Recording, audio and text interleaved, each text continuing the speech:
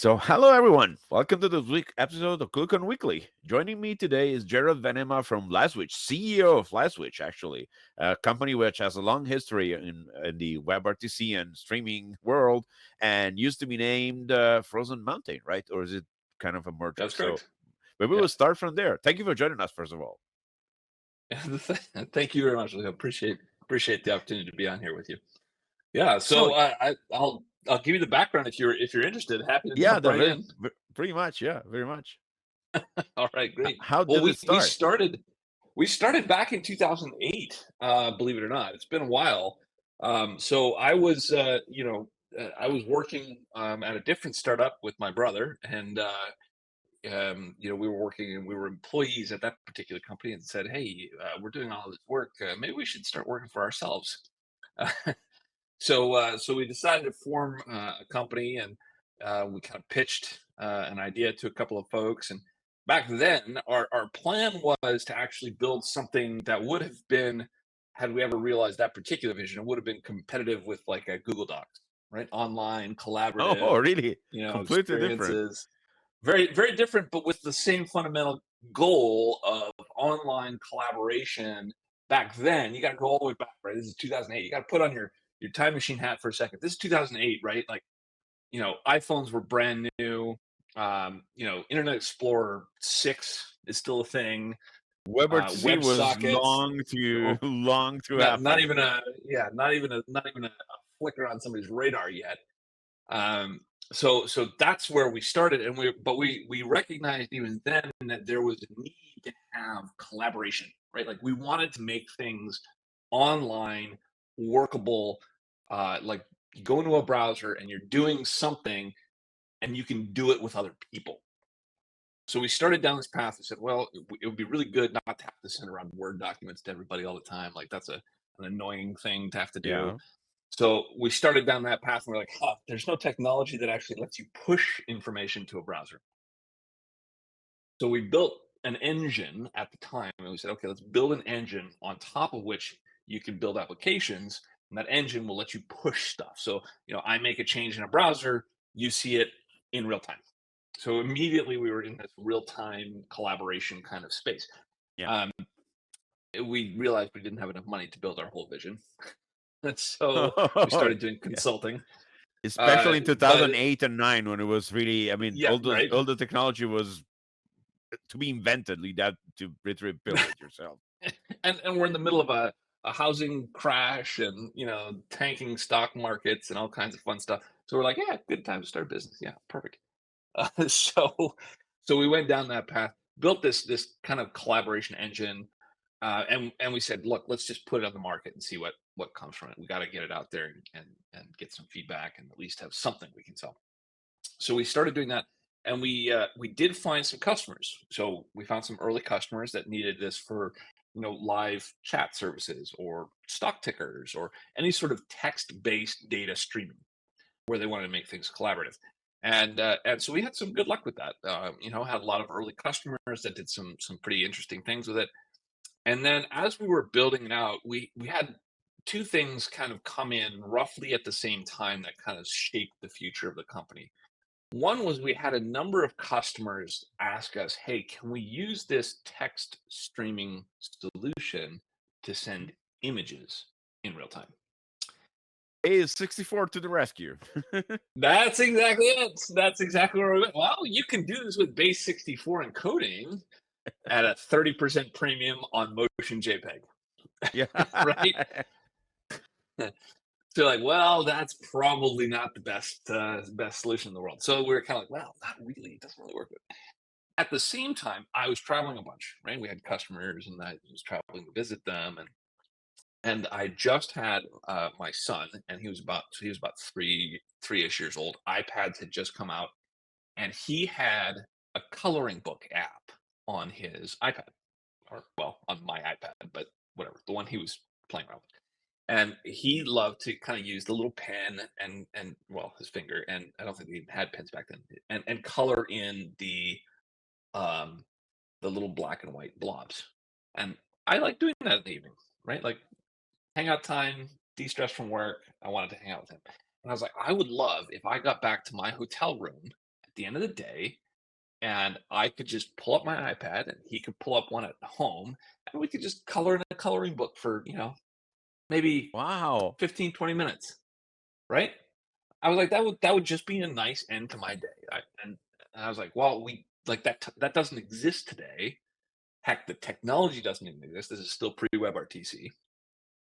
So we were like, well, what if we had a nice video streaming SDK that was cross-platform, and then the coloring part could be done with our text streaming platform, right? So we had text streaming, and we were adding this video streaming. We could do the coloring part, and we could do the video part. So I was like, okay, this kind of this is forming into something interesting.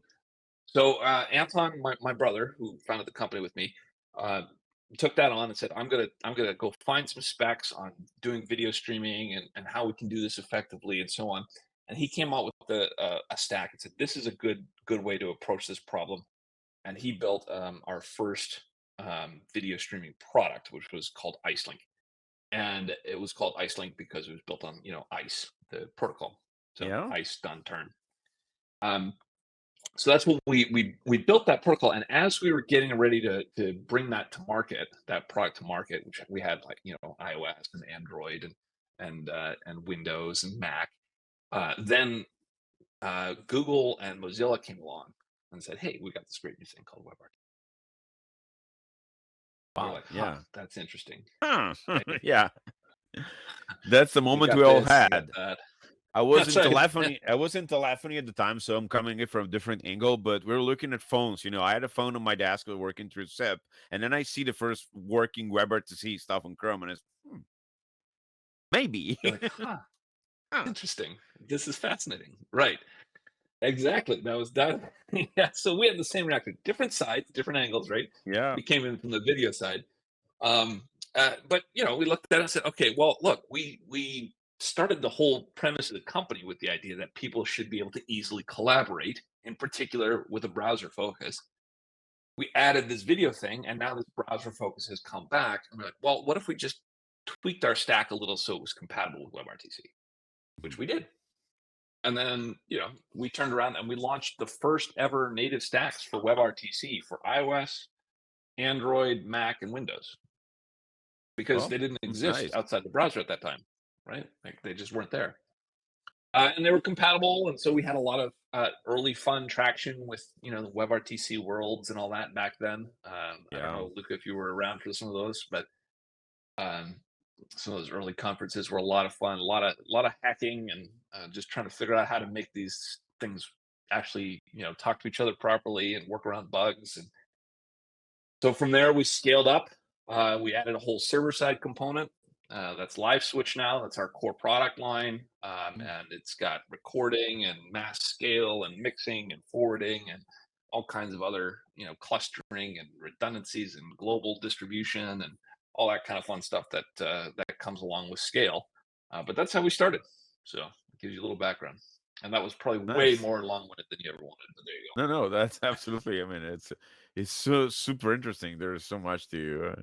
So you started from a text protocol, and then WebRTC comes along, and you just yeah, it was around in That's the right. early day working around standards, and the time we were very heavily involved with XMPP and all the Right. various aspects. So we Yeah, I wrote a remember. couple Yeah, we looked at that extensions. too. Yeah. Wrote a couple You wrote extensions some to of your own do extensions. Oh, XMPP over WebRTC, and oh, it was very pretty cool. Yeah. interesting. It's easier now. like Definitely than it was back then. Oh my gosh. Yeah. So after all Yeah. this long walk around technology, what does LiveSwitch do today? Yeah. So today we have kind of two divisions in our business. We have the core SDK, which is still where the vast majority of our revenue is coming from. We have a lot of customers who have built on top of our technology, right? Mhm. You mentioned the WWE stuff that we did with them during COVID, but that's one of the flashier examples. Certainly, some of the sports Of and course, entertainment yeah. stuff is flashy, And I have but to we've say, I am a fan of. I watch a lot of wrestling.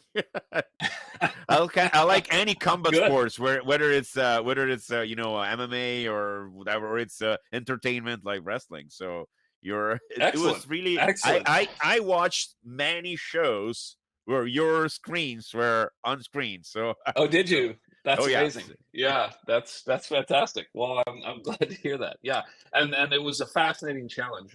As you can imagine, the uptime requirements and the the just general stress level of doing something that actually is happening in a true real time full blown production scenario is Has pretty to high. work, So no so discussions, no do-overs, no nothing. yep, you don't get attempt number two, right? Like that's just not a thing. It was fascinating. But I mean, there's a lot of other really amazing use cases out there as well. That of course they don't get the same kind of press because they don't have the same kind of flash. We're powering Adobe Connect these days. So the Wow. behind the scenes, if you're using Adobe Connect, it's actually LiveSwitch. We have customers in the healthcare industry that are sending, medical self-diagnostic equipment into Ukraine to help people who are, who have been injured. And I'm sure, I don't know, but I would imagine by now those are also being deployed into Turkey and so on, where anytime there's a need to get medical resources in, these are little medical devices where the doctors can be still remote and provide assistance to the people who really need it, right? Which is, obviously a huge need, especially in humanitarian crisis.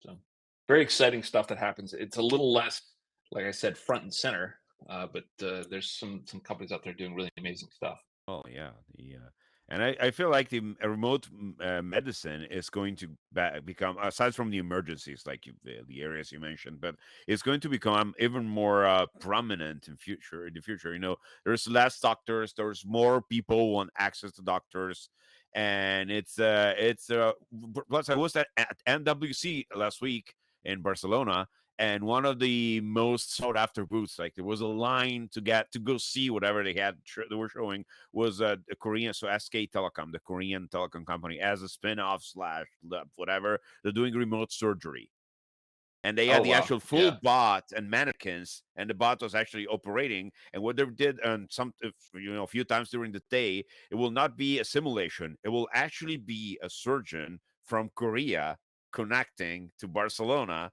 and making the actual surgery using the robot, and it was streaming, the view from the surgeon, and what was happening locally. It was really insane. I mean, that's probably That's next. crazy. Yeah, that's As crazy, and I wholeheartedly believe it. That's been an area that people have been looking into for years, and it's exciting to see some of the technology and also some of the some of this tend is starting to get like almost a little bit of AI assistance coming through in some of this, which in our world, anytime you're doing audio video, right? Anytime you're analyzing audio video, it's AI of some sort, right? That's helping with that, or signal processing that gets into that world. And it's absolutely fascinating to see how many uh, new use cases are really starting to kick off in the last couple of years, right? Like the amount of impetus that has come because of COVID, kicking everybody in the rear end and saying, "Hey, like, turn this stuff from possible into real," has been Yeah. absolutely mind blowing. Definitely. Yeah, I think, well, COVID hasn't been, I mean, I would rather not have COVID, but it has to be said that we did do a lot of pushing in some areas. I mean, Yeah, Singapore included. yeah, There's been a lot going on, and there's a lot more coming down the line, because there's, I think, some motions in research got going during COVID, but they take 4 or 5 years to truly unfold. I think OpenAI stuff is the first wave. yeah, yeah. No, I completely agree. I've seen so much interesting. So much interesting tech in the especially going into this whole 3D streaming. That's another area that's just really at the tip of the iceberg 3D right now. streaming, like what Yeah, could you describe that a little bit more? I'm interested, but I don't yeah, know what it is. yeah. So mm, it's been around. The concept has been around for forever. It's turned into something that's possible more recently, where it's literally you grab, you take three little Logitech type cameras that you can go and pick up at Hmm. Best Buy, your local hardware store. Okay. You set them up around you in a half circle. You stand in Hmm. front of them. and you use interesting software that captures in 3D space Oh, the whole world volumetric around you, capture. a Yeah. full volumetric capture, and then it streams it out to to a 3D display where you can actually look at something, and then you look at it from the side, and you can see 3D, and you can rotate things, and I've seen it's that. I've seen that also at MWC. There were a couple companies showing that, but it looked like it was produced content. Like, then you first do the recording, and only then you that's post more process. common, right? Yeah, pre-recorded. I've actually seen it live. Like I've seen it live, and I've seen it transmitted using WebRTC. Wow. Another thing I Yeah. saw that's very interesting, and I think it's gonna be more front and center, which is probably a good start. It's a quick discussion. Is assistive technologies. I've seen people walking around with cameras that were supposed to be used by blind people, so that then the text can be, the video can be streamed to whatever, which helps them figure out what's going on there. So you could effectively, that's the same technology as self-driving cars, only it's on a person. Yep. Yep. So hey, Right. there's you shouldn't It's just cross a matter. the light Yeah. is red, Don't or cross. There's a freaking car coming. Right. yeah, Yeah. or Yeah. I mean, it was reading signs to them. So the sign says, supermarket to the left, and it will say left arrow supermarket. It was that's this is where this kind of stuff I get so excited about some of the possibilities. I mean, I remember at one of the Cranky Geek conferences, probably I don't know years ago, 7 years ago, 6 years ago. Oof, probably 7 or 8 years ago. Um, we did a presentation, and Anton had put together a demo where you could speak in English on one side and it would mhm. come out in French on the other, or vice versa. So now, like, I mean, you're just Yeah. removing language barriers and you're removing accessibility barriers, and like anything that we're doing here that can increase the ability for people to communicate effectively together and to enjoy the world around us better together. I mean, holy cow, it's phenomenal, right? How can you not love that? There's an explosion of those. There's a signing language apps or services too, so that you can get signing help. So when you're deaf, you can get signing help from I haven't anywhere. seen that one. It's That's there's a couple companies, including I'm helping someone build a company build it on Signal Wire. They're doing this thing where when you go to a conference or a lesson and there's nobody to sign for you, because that's not always available. So turn on your computer, point your camera at the speaker, or if there's some computers that have flip camera that you can point the other way, which is usually recommended in that case, and then join a video room, and there's a service where there's someone waiting for you, and they will sign to you, because very often this had no idea that captioning to people with hearing impairment, captioning is not the same thing as signing. It fulfills a different role. So interesting. I didn't know captioning that either. captioning is content only, like it's literally just, of course, what's being said. If someone were to caption what we're saying, you write it down, while signing also has a meaning, kind of thing. Oh, interesting. So if you're getting a Interesting. lesson, signing is able to convey a tone. So most people who have hearing impairment and learn signing language prefer signing to captioning, even if the captioning is perfect. That's amazing. Especially in I had no idea. learning situations. Apparently, yeah, it's mind blowing, right? It's Yeah, that's wild. That's totally wild. I had no clue. so maybe we can Huh. figure out something. Yeah, right? It seems like there's gotta AI be signing. some right? AI signing. Seems like there's a problem in there we could solve. So that will entail. That's not too hard. I mean, there's a couple avatars that right now that do lip synced speech to text. So sorry, text to speech, and they're able to do facial expressions and stuff. So maybe that's next. Yeah, could be. Could That will be. be brilliant. That will be generally, yeah. It's all about built around low latency. So what? Yeah, let's go there. So all of this is built around low latency, and Yeah. how I'm an engineer, so and I come from a high throughput computing. So to me, performance is everything. How do you Yeah. ensure live switch solutions run in low latency, high CPU? Do you run your own cloud? Do you usually run on customer hardware? A mixture?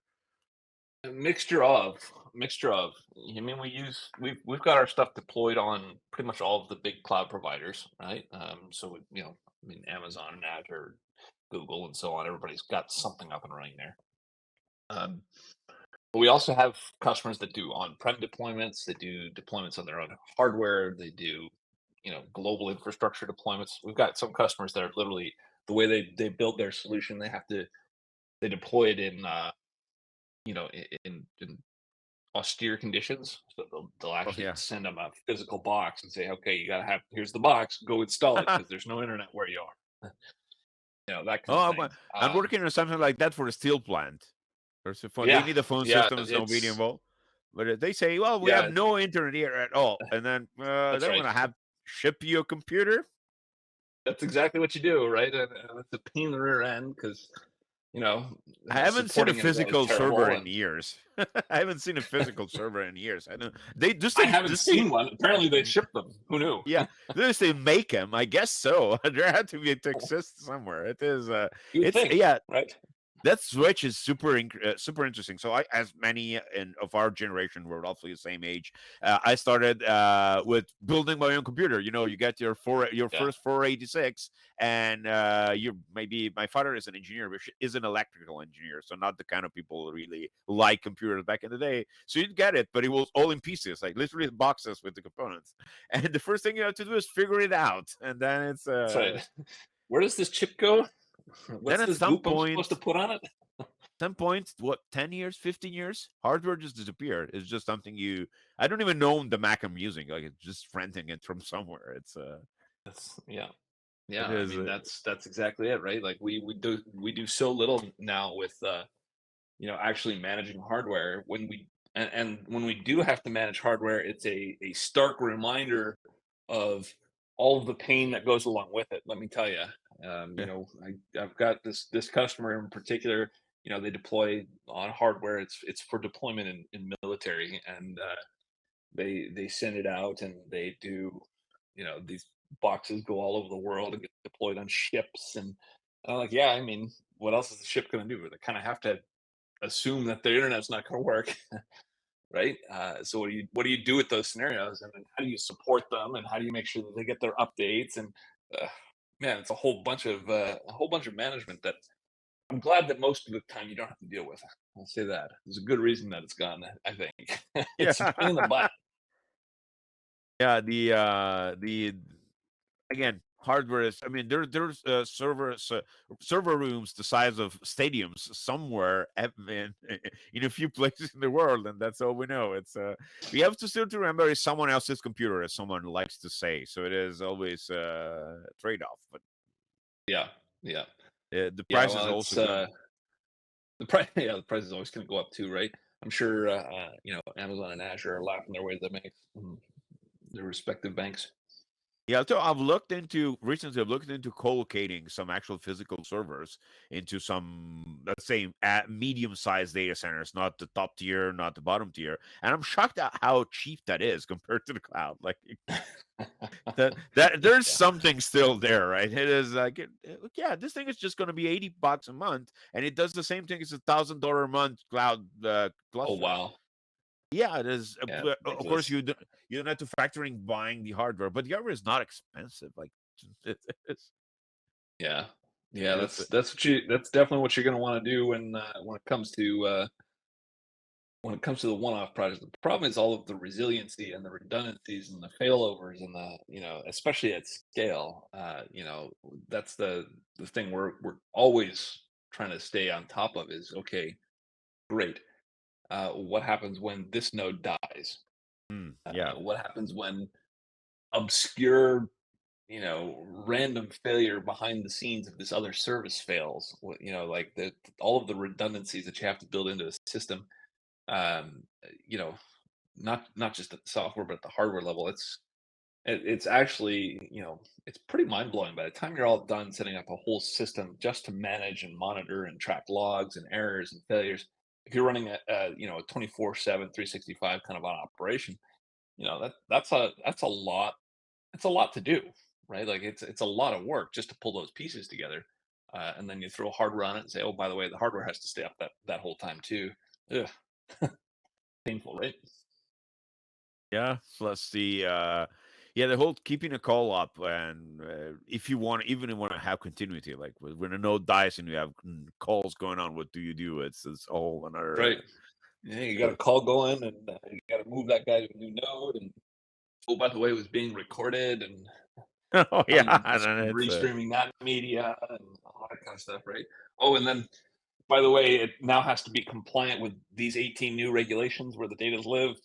oh, oh, don't get me started on that. We just finished a review on a couple platforms, and it's Yeah, just insane. Like it is. this It data cannot is. leave the country. This data can leave the continent. This data cannot be recorded. You don't have ability. There's a couple places where technically you can't know if your servers are still working because you're not allowed to connect to them. It I've is. always, It's quite nobody's ever been able to give me the straight answer as to what the rule is when I got a guy in Germany and a guy in the US and they're both communicating and they both want a recording.